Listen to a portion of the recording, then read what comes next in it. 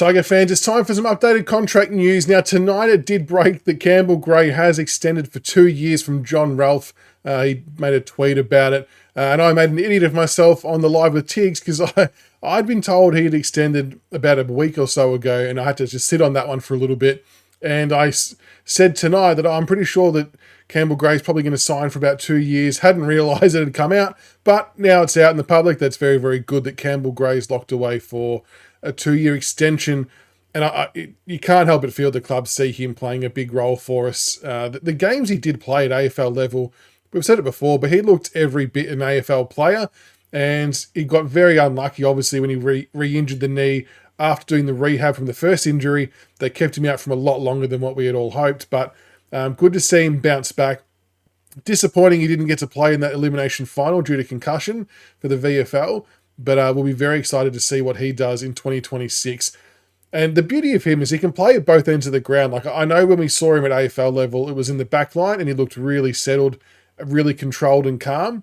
And I dare say that's where we'd probably see him again. But if we did need to try something different and throw him forward for whatever the reason might be, we know that he can do that as well, as that's where he was originally playing for the VFL for Essendon. So well done to Campbell Gray. Well done to the club for getting that deal done. 2 years. Very good to have him locked in and locked away. But that does mean there's still a handful of players left in the contract space. So we'll jump across to the screen now, have a look at what the contract scenario is, and we'll chat about it all there. Okay, so here we are at the contracts page. A shout out to RT from Big Footy. He put together this list and has managed it throughout the course of the year. So a massive thank you. And it's a nice little one-stop shop, so easy access. But as we can see, still yet to be offered a contract for next year and beyond. We've got Oliver Hayes-Brown. I'd like to see him offered a contract. I really think he showed improvement this year. I've said that before. And I think it'd be good to see that progression again in 2026. And there's no reason why he couldn't jag a game or two. I really did think he could have this year had he not hurt himself. But yeah, just to give some good assistance to Nang. We've got Samson Ryan as well. So I wouldn't be against giving Hayes-Brown another year or two. Tyler Young, this is the interesting one. Tyler Young expires his contract this year.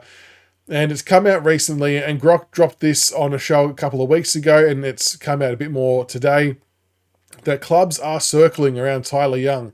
So Grok had reported that the Pies had been asking the question of his management, and then today it was reported, I think the Bulldogs, West Coast, and there was North Melbourne, it might have been, have been asking the question as well, and rightfully so. I mean, he made a really good pairing with Ben Miller for the back half of the year, was solid with his defensive work, spoiling really well, but his rebound from defence was really good too, hitting his targets, and seemed to be a different player since the knee reconstruction, really. So it's not really any wonder that teams are asking the question, but he would be one that I'd love to keep. I mean, I know you can't have them all.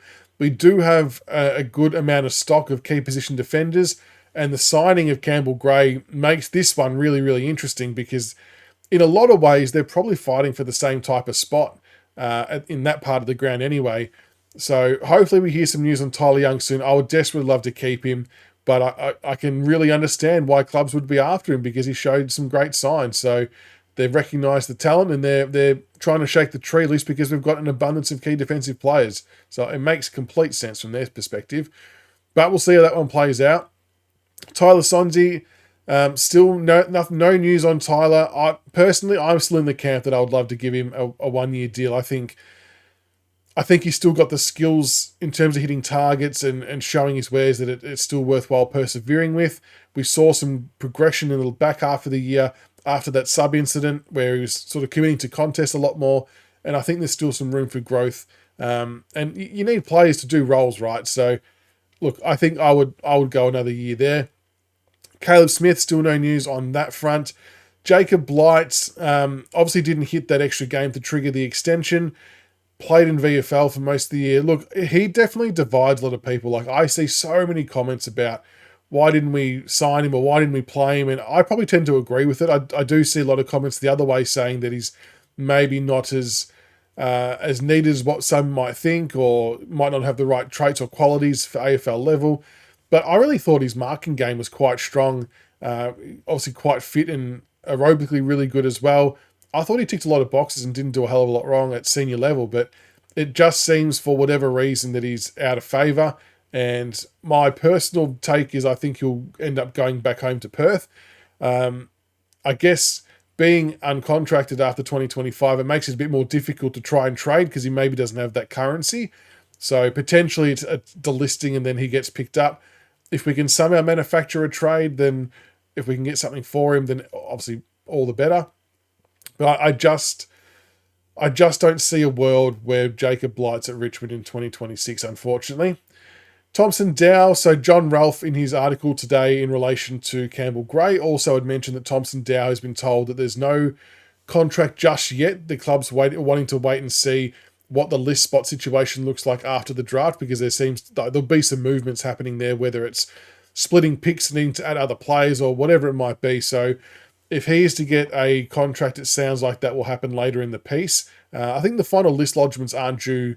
Look, I'm having a guess. Is it somewhere in November? Someone correct me if I'm wrong. It'd be after trade or just before the trade dead starts, I guess, or the draft, should I say.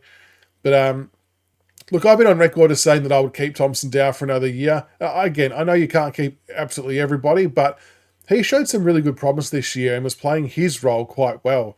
And I think we could benefit from that. Like, if there was someone who needed to step up and do a role for us, he could do it. And the injury really came at a bad time for him. So we'll see how that one plays out. And then Jacob Kazitsky, I actually thought he had one more year. And I know I've looked at this chart and done a video before, and I've just plain forgotten that he was out of contract in 2025. But tell you what, his last 2 or 3 games of football, he has played really, really well in the VFL. He kicked 4 goals one week, 3 goals another week. Almost reinvented himself as a forward since that Geelong game where he had to go forward when Jacob Bauer went down. And, I mean, is it a guy playing for his career? Probably. Will it be with us? I don't know. I mean, the reality is that he's probably not going to break into our senior side unless there is a whole raft of injuries, which ended up happening this year, it must be said. And he came in and filled a role and did really well. I thought he did really well, what we needed him to do. But there might be another club out there that might see a better use for him, getting some more opportunity.